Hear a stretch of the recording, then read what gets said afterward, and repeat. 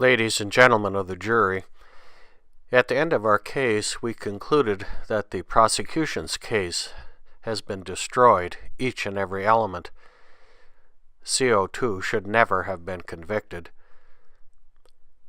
How can the prosecution's case stand if its star witnesses have been so utterly discredited? Recall the reputation of the IPCC as the world's leading authority on climate change. Recall the words of John Holdren, President Obama's scientific advisor, who said that the IPCC is the source of the, quote, most important conclusions about climate change. He also said that these conclusions rest on an immense edifice of painstaking studies published in the world's leading peer-reviewed scientific journals. They have been vetted and documented in excruciating detail by the largest, longest, costliest, most international, most interdisciplinary, and most thorough formal review of a scientific topic ever conducted. What a lie that turned out to be. For we learned from the excellent work of the Canadian journalist Donna Loftramboise that there are compelling reasons why the IPCC should not be trusted. The IPCC is essentially a political, not a scientific organization. It is an organization of governments, not scientists. The scientists are not in charge. It has a huge conflict of interest and is therefore biased against CO2. Finding CO2 guilty is literally built into the IPCC's charter. Its scientific credentials are greatly exaggerated. It does not employ the world's best and brightest. Quite often, the IPCC uses graduate students and people chosen because of geography or gender. The IPCC review process is neither scientific nor rigorous. The politicians are in control, not the scientists. Because of the intrusion of politics throughout the process and the lack of independence of the scientists, policymakers simply cannot trust the IPCC's reports to accurately portray the current state of climate science. The IPCC does not rely exclusively on peer-reviewed studies, and its review process falls far short of normal peer review in terms of its safeguards and objectivity. If the IPCC process is so rigorous, then how did Michael Mann's hockey stick end up being featured so prominently in its report? Finally, the IPCC has committed numerous acts of dishonesty and other bad acts. We aren't able to itemize them now. There simply are too many. The inescapable conclusion is that the IPCC has no credibility. And what was the fate of the IPCC's vaunted computer models after we put them under scrutiny? We discredited them philosophically, mathematically, scientifically, empirically, and every which way. We proved that they are evidence of nothing. First, at the core of the IPCC's claim that its computer models can predict the future is the discredited notion in the philosophy of science of determinism. Recall the words of Henrik Svensmark. The central thesis of determinism is the staggering proposition that all clouds are clocks. In this view, the distinction between clocks and clouds is not based on their intrinsic nature, but on their lack of knowledge. If only we knew as much about clouds as we do about clocks, clouds would be just as predictable as clocks. Or, in meteorologist terms, a perfect model of the atmosphere, initialized with perfect data from an observation network of infinite resolution and run on infinitely powerful computers, should in principle produce a perfect forecast with an unlimited range of validity. Ladies and gentlemen, there can be no perfect model of the atmosphere. We will never perfectly capture the initial conditions. There will never be a perfect forecast with an unlimited range of validity. The philosophy at the core of the IPCC's modeling enterprise is pure fantasy. Second, mathematics and chaos theory prove that the project of long-range climate prediction is doomed. Third, despite their complexity, the climate models do not begin to describe the real world, the climate system as it is. There is no grand theory of climate which the models implement. Many processes are too difficult to model, and so the modelers guess at their operations with simplifications or pseudo-physics. The IPCC models do a poor job in modeling basic processes such as clouds, and they don't replicate well phenomena such as the Pacific Decadal Oscillation, which produces El Niños. They don't incorporate the latest research on the effects of the sun and cosmic rays, and they contain many faulty assumptions which exaggerate the role of CO2. Finally, here is the nail in the coffin of model credibility. The models are lousy at making predictions, even short-term predictions. Again, the computer models are evidence of nothing. Now on to the elements of the charge. Remember what we said in Part 3, the burden of proof. The indictment was that human CO2 emissions are causing dangerous global warming. This breaks down into these elements. Number 1, the Earth is warming unusually. Number 2, rising CO2 is the main cause of this warming. Number 3, human CO2 emissions are the main cause of rising CO2. Number 4, the warming caused by human CO2 emissions will be dangerous. The conclusion, if all these elements prove true, would be that we should drastically cut our CO2 emissions. The prosecution's case can be likened to a weight suspended by a chain. Each link of the chain represents an element of the case. If any one of them breaks, that is, if it is not proven by a preponderance of the evidence, then the case fails, the weight falls. Recall how we broke the first link of the chain. In order to argue that the warming is unusual relative to warming in the past, the IPCC needed an accurate record of modern global temperatures, but it utterly lacks such a record. We have conclusively shown this by the following. Number 1, the evident bias of those responsible for the major surface temperature records.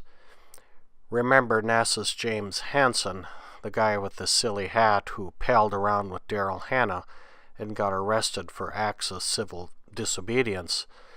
This is the guy who compared coal trains to Holocaust trains. Real objectivity there. Number 2, substantial evidence of tampering with the major surface temperature records. Remember how Hansen and his team adjusted the 20th century temperature record to cool the past in order to make the present look warmer. Number 3, the lack of transparency and reproducibility of such records. Remember the infamous Phil Jones who told an auditor, "Why should I give you my data when all you want to do is find something wrong with it?" Recall the hilarious Harry README files from the ClimateGate emails, which showed how shoddy, undocumented, and unreproducible the CRU's data set is. Number 4, contamination caused by poor siting of temperature stations in the U.S. and around the world, the urban heat island effect, and poor geographic coverage of measuring stations.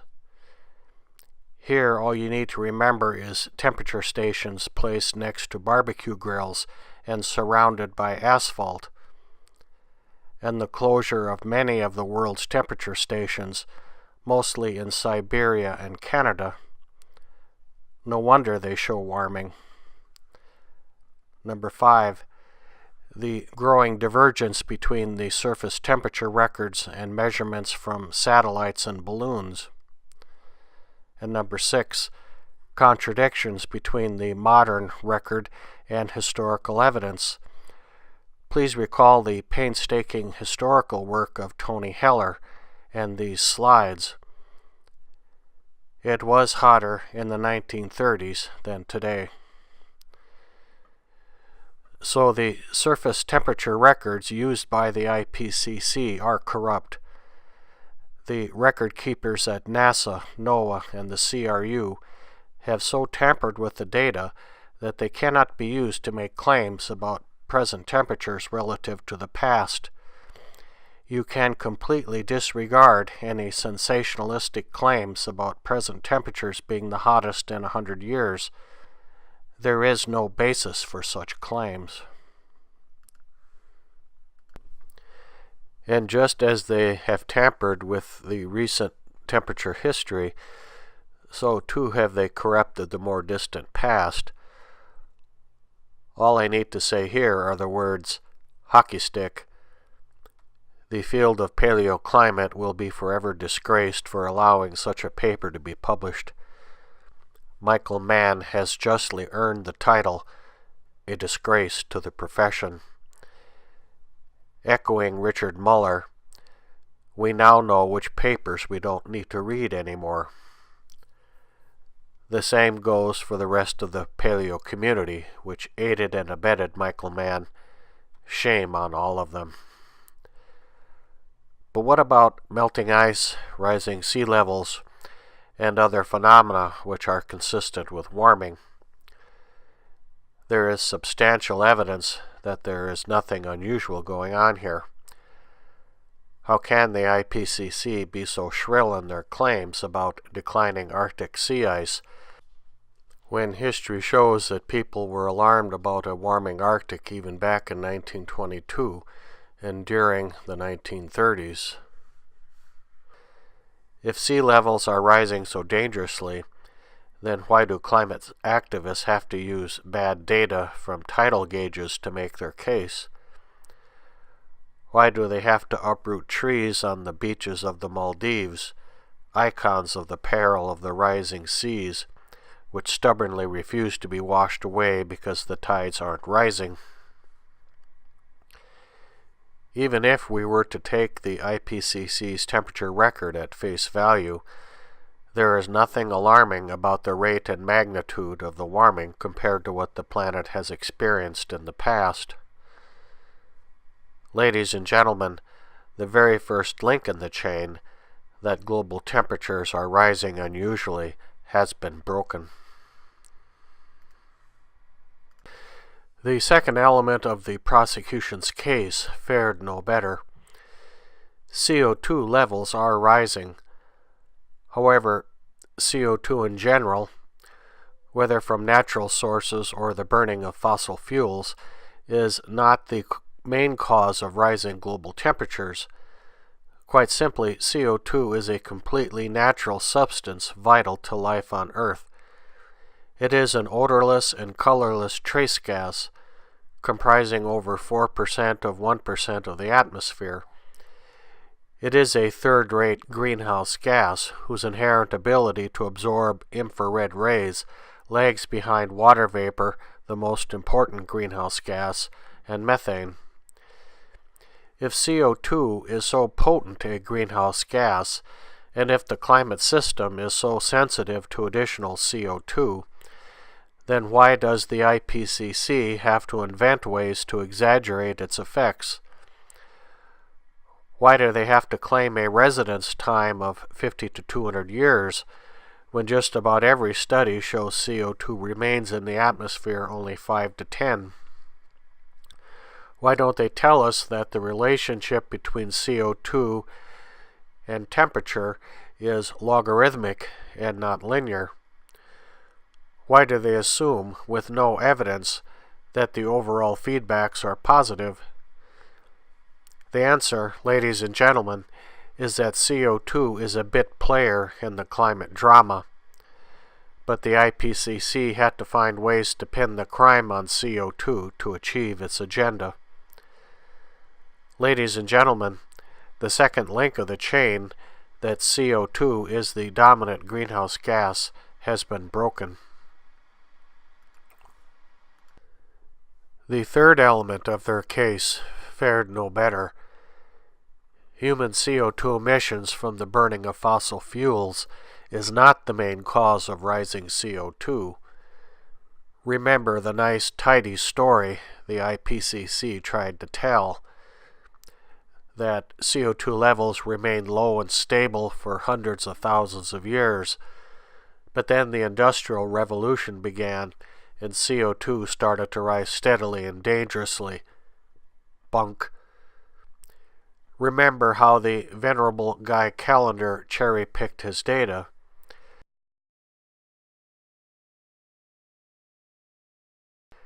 Remember the infamous Sippel-Keeling curve, how there was an 83-year-old gap between the two records, and how they simply joined them together and pronounced them nicely congruent. Remember the work of Jaworski, which shows that ice core measurements suppress variability in CO2 levels. And remember the tale of 2 decades, and how Professor Selby showed the explosion of CO2 emissions in the second decade had no discernible effect on the rate of increasing CO2. Ladies and gentlemen, the third link of the chain has been broken.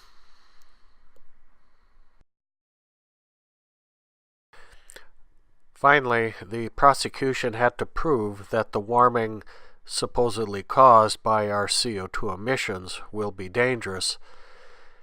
They tried to prove this with projections from their computer models, but we now know that their model projections are evidence of nothing. And to prove this, let's look again at Dr. Spencer's very good exhibit. By itself, it utterly destroys the credibility of the IPCC's vaunted computer models and the entire case against CO2. If their models are so damn good, why did more than 90% of them fail to accurately predict the short-term future? What this exhibit shows is that the models run hot, and this is by design. It not only is an indictment of the modelers, but also the carbon dioxide theory of global warming, which is built into their programming. Ladies and gentlemen, the fourth link of the chain has been broken. Every link in the chain has been broken. Every element of the prosecution's case against CO2 has been demolished. And think about this. We are just common folk like you, and we, with a little effort and digging and a little help, exploded the myth of dangerous man-made global warming. It was all a lie.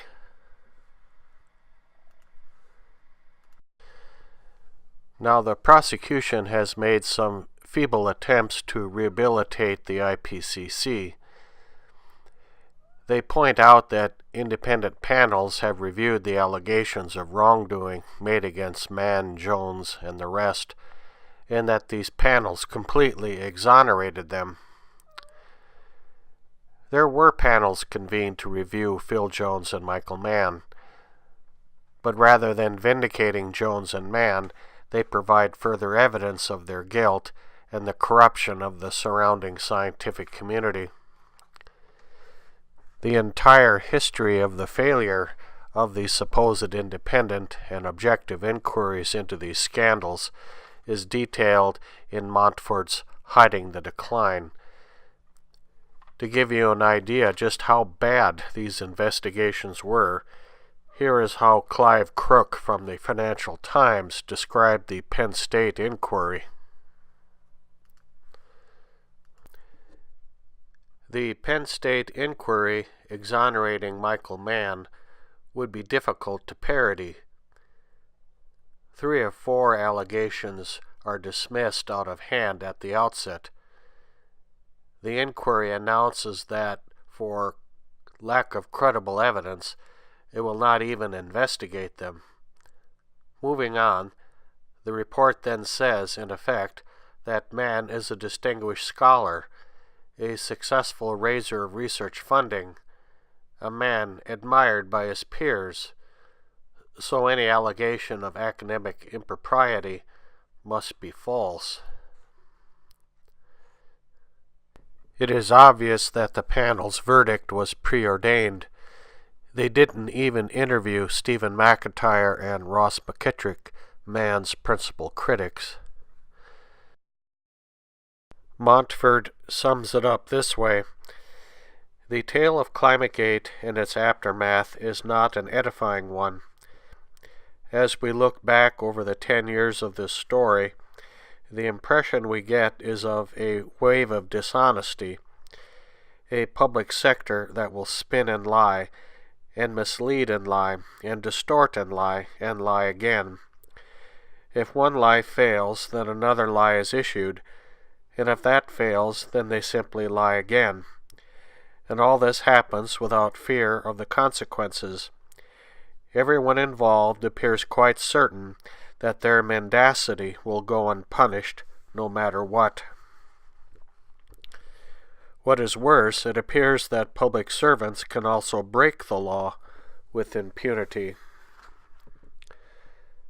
ClimateGate was, as Fred Pierce put it, a tragedy born of misunderstood motives. The response to it was an extraordinary failure of the institutions and of the people who are paid to protect the public interest, a failure of honesty, a failure of diligence, a failure of integrity. Their failure to seek the truth and to speak the truth condemns them utterly.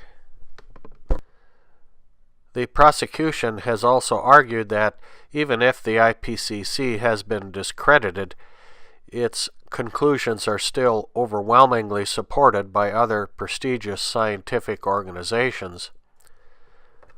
Well, which scientific bodies do they have in mind? Could it be the U.S. National Academy of Sciences, or maybe the British Royal Society? Both of these elite organizations disqualified themselves as fair and objective authorities by their conduct in the recent scandals, and also by public statements made by their heads. See the April 9, 2010 letter to the Financial Times by Martin Rees, President of the Royal Society, and Ralph Cicerone, President of the Academy. Professor Richard Lindzen of MIT has very helpfully parsed this letter as follows, quote, "Rees and Cicerone are saying that regardless of the evidence, the answer is predetermined. If the government wants carbon control, that is the answer that the academies will provide. Nothing could better epitomize the notion of science in the service of politics, something that, unfortunately, has characterized so-called climate science. Or maybe it is the U.S. National Climate Assessment. But in what ways are the participants in the National Climate Assessment independent of the IPCC? And why should we trust them if all they want to do is parrot what the IPCC says?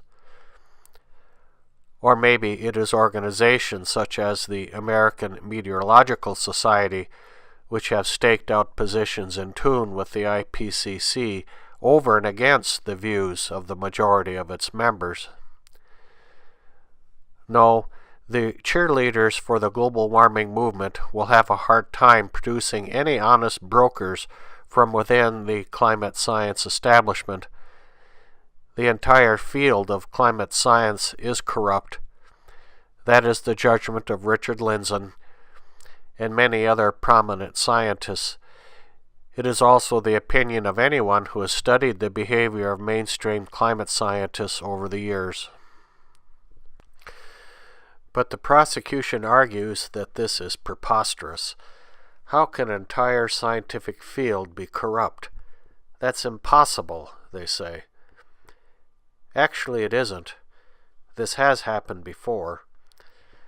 Michael Crichton cites the eugenics movement and Lysenkoism as examples. Science can become politicized, and false knowledge can become dogma. Science historian and IPCC apologist Naomi Oreskes has argued that to indict an entire field of science implies a coordination, a conspiracy on a grand scale that just isn't believable. She says, first of all, scientists just aren't that organized. Secondly, they are hard-nosed realists. They are also individualistic and competitive.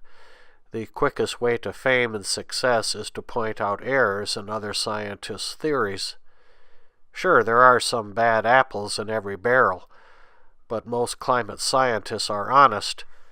It therefore just isn't believable that the CO2 theory of global warming would be upheld by so many if it were so wrong. But Professor Oreskes is being disingenuous and is ignoring many facts. With regard to allegations of conspiracy, there is strong evidence from the ClimateGate emails that key members of the climate science establishment did engage in conspiracies to hide the decline, to tamper with scientific journals, to keep dissenting opinions from being published, and to violate freedom of information laws. But the largest conspiracy of them all is the IPCC, which is a corrupt political UN organization in aid of a treaty dedicated to convicting CO2. It is worldwide in scope and very well organized. Climate scientists are fallible social creatures. They are prone to groupthink, herd mentality, and financial and social incentives, the same as any human being, especially in academic and bureaucratic environments. I direct you to Patrick Michael's very engaging lecture in which he discusses the disturbing trends in science in general. Incidents of outright fraud are increasing. There is an explosion in the publication of papers with positive results.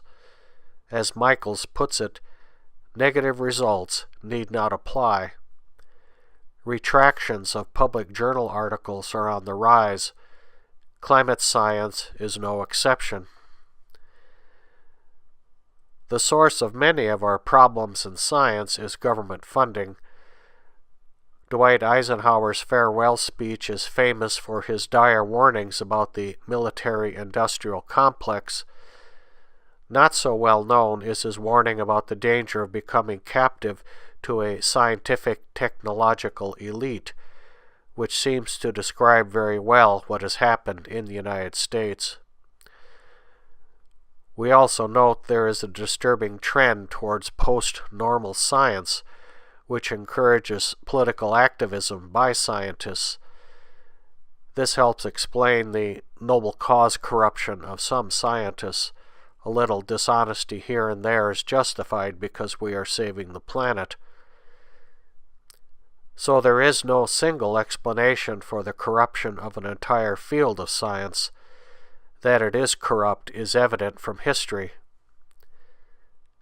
Ladies and gentlemen, CO2 is innocent.